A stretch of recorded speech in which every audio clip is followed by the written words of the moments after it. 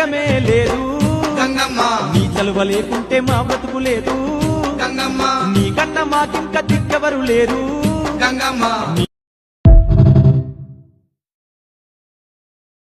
பாசத்துக்கு மட்டும்தான்டா அடிமை அன்னை யாரையுமே பண்ணதில்ல கொடுமை அவர் வாழ்க்கையில எத்தனையோ வறுமை அந்த கடலை விட பெருசு அந்த பெருமை மனசார இது துதிக்கை கணமும் நீ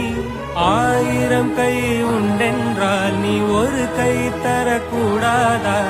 1000 கண் கொண்டாய் உன் ஒரு கண்யனை பாராதா